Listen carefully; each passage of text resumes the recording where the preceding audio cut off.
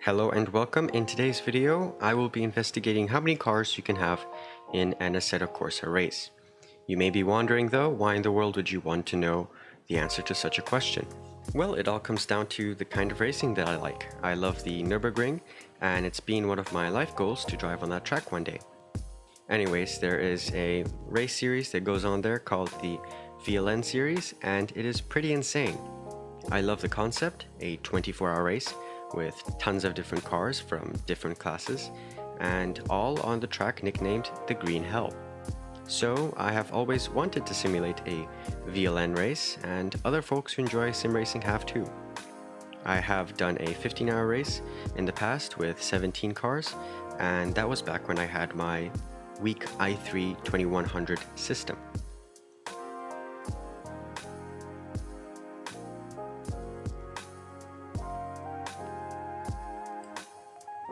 Now, since then, my system has changed. I have a Ryzen 2700X with 16 gigabytes of 3200 MHz CL16 timing RAM and a GTX 1050 Ti. This system is decent enough for any kind of testing in my opinion, so I'll be testing how many cars I can get in a single Assetto Corsa race on this system. But before we do any testing, I would like to mention how I will be increasing the number of cars that you can have during a race.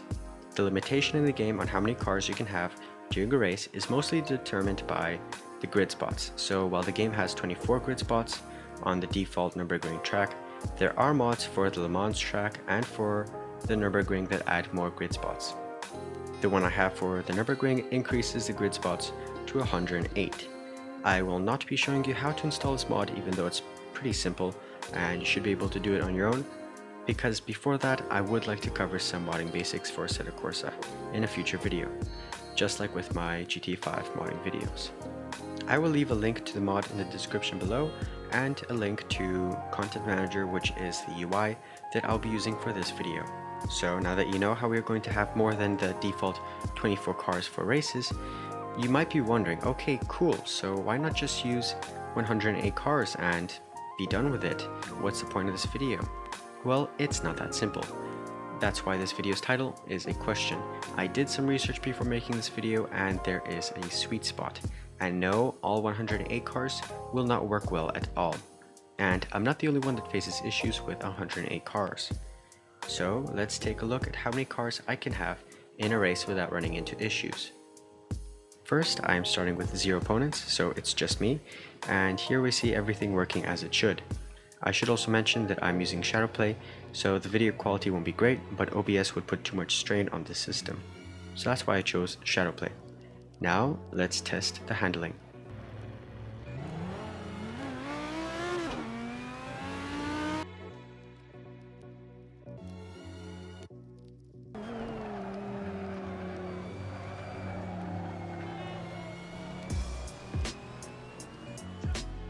Everything feels right. Let's test the 100 to 0 time.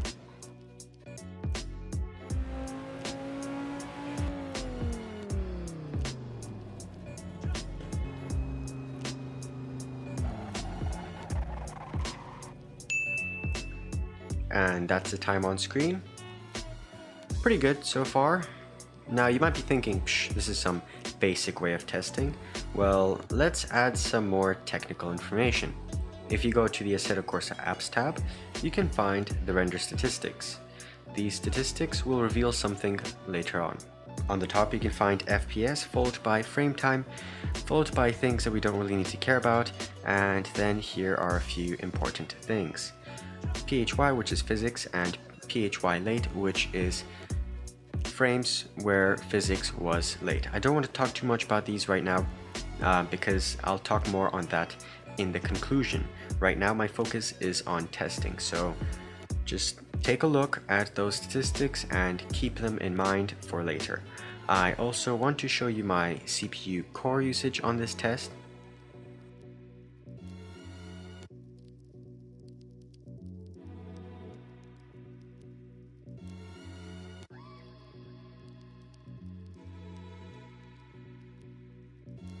So now we have a baseline.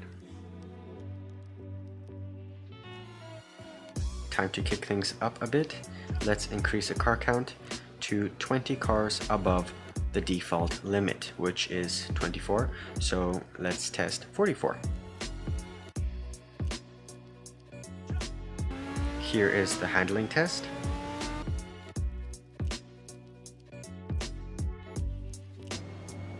Feels alright. Now the 100 to 0 test.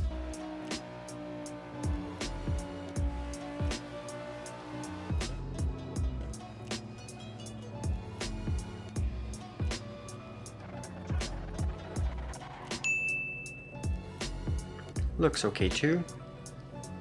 And now for the render statistics. FPS is fine, frame time is pretty much the same thing, and just take a look at the physics and physics late counter. Just keep this difference in mind. And here is the CPU usage with 44 cars.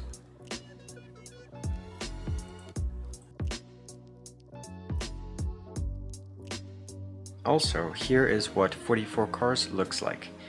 Pretty good, I'd say. Let's take it further. So let's bump up the amount of cars to 64 cars now and see how that goes. First, let's test the handling.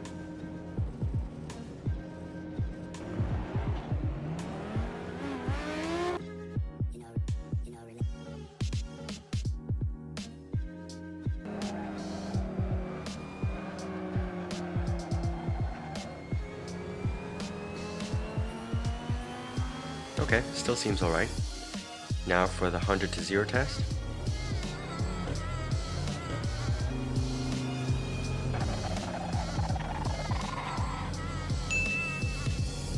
Looks good too. And finally, the render statistics. Let's put the three side by side now and compare. As you can see, there is a difference in PHY and PHY late statistics. While it does increase on all three, it does increase more often on this run. Oh, and here's a look at the CPU usage.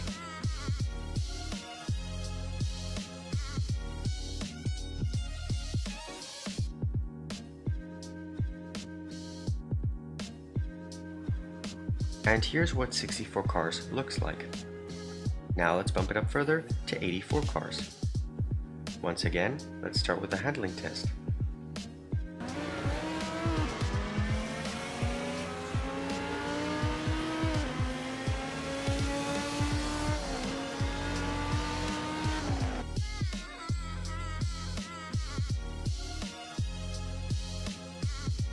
Feels a little different. Now for the 100 to 0 test.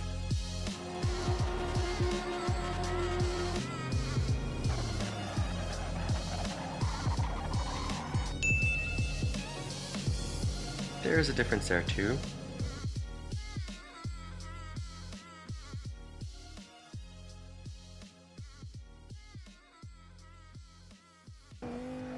Now let's take a look at the render statistics.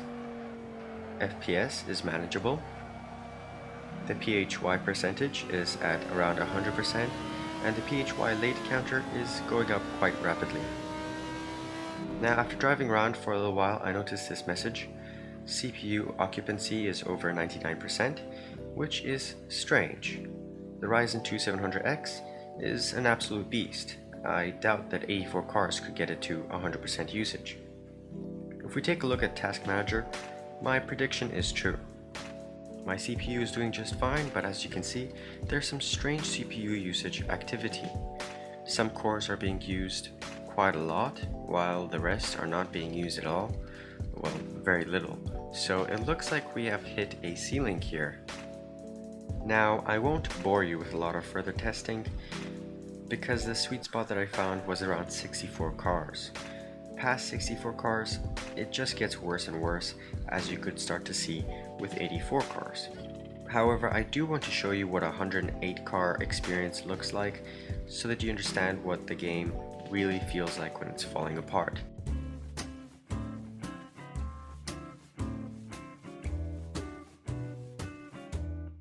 Bruh.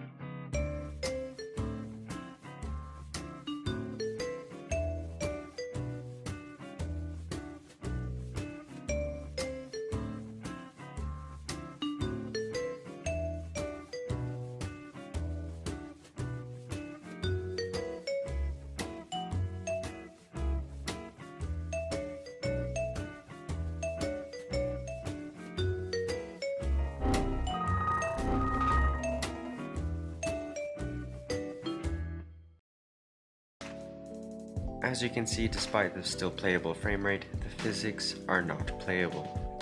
It feels like the car is on ice, and speed is no longer accurate.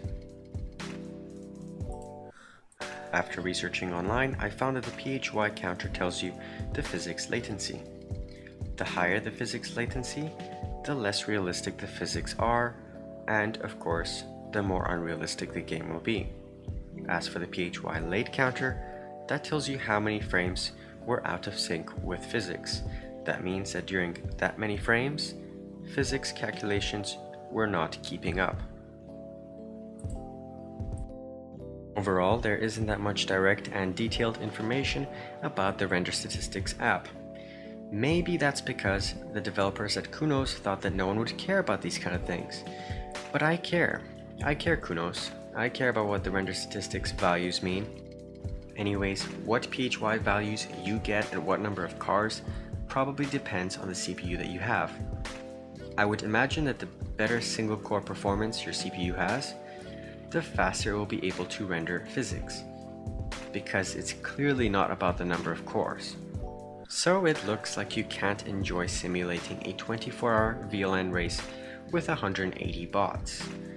But to me, 64-ish cars is a good upgrade from 17. Maybe I'll stream a video of me doing a 24-hour race, but we will see. So that's all I have for today's video. I hope you enjoyed this story of my journey on finding out how many cars you can have in an Assetto Corsa race. As always, thank you for watching, and I'll see you in the next video.